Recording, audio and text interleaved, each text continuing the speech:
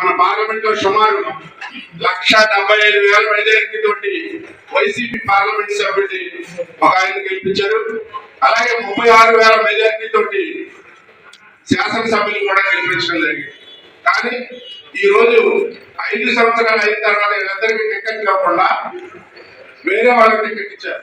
ఈ పార్లమెంట్ సభ్యుడు 100% ఫెయిల్ అయ్యాడు. ఆ ఫెయిల్ కారణం ముఖ్యమంత్రి జగన్మోహన్ రెడ్డి గారు.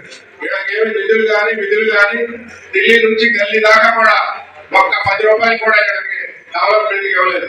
అందుకని పార్లమెంట్ సభ్యులు సైడ్ అయిపోయారు. ఉదాహరణకి ఆయన ఇంటికి అందాక 5 కిలోమీటర్ల రోడ్డు ఉంది. ఆ రోడ్లో పామాయిల్ ఫ్యాక్టరీ కూడా ఉంది.